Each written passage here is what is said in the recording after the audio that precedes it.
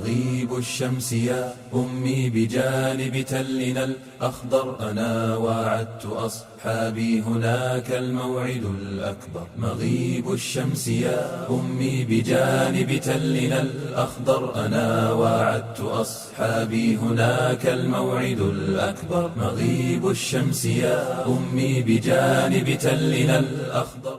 بسم الله الرحمن الرحيم. نشكر أخونا الشيخ أحمد بالمملكة العربية السعودية في تقديم إبادة طحين إخواننا في سوريا. وحاليا نحن في مخيم النور الحدودي في عزاز. لقد أخذنا 6 طن طحين في الفرن، وأخونا صاحب الفرن يشكر أخونا الشيخ أحمد بالمملكة العربية السعودية.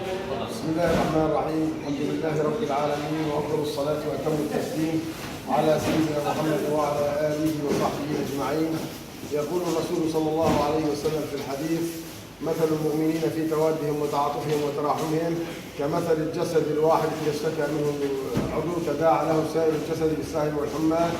ويقول عليه الصلاة والسلام: ما آمن بي من بات شبعان وجاره إلى جنبه جائع وهو يعلم.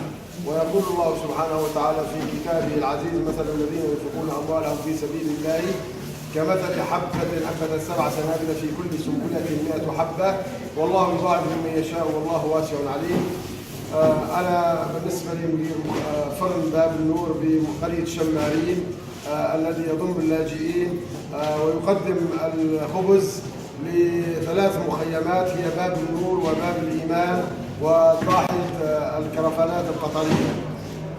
فنقوم بالشكر لكل من ساهم، ونشكر ونخص بالشكر أخونا الشيخ أحمد من المملكة العربية السعودية، ونخص كل الشعب السوري كل الشعب السعودي الذي تعاطف وقدم لنا هذه المساعدات، وكل المسلمين الذين أكلوا هم أخوانهم وأحسوا إحساسا صحيحا حقيقيا بإخوانهم اللاجئين وشعروا بمعاناتهم، فكانوا اليد السخية اليد المعطاء. أكرمهم الله وجزاهم الله كل خير عنا وعن كل سوري أصابته هذه المحنة، ونسأل الله سبحانه وتعالى أن يوعد هذه المحنة عن جميع المسلمين وأن يخلصنا من القوم الظالمين.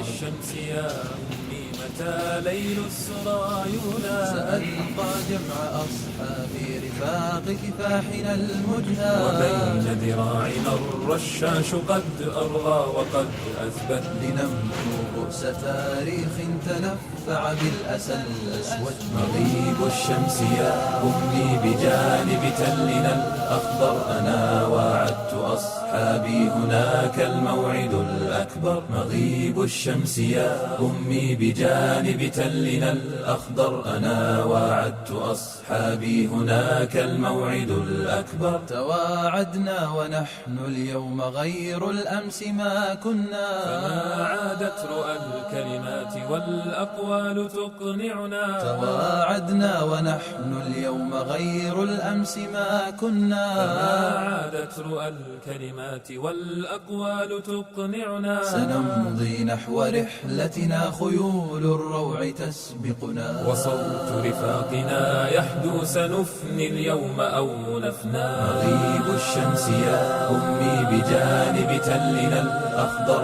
أنا وعدت أصحابي هناك الموعد الأكبر.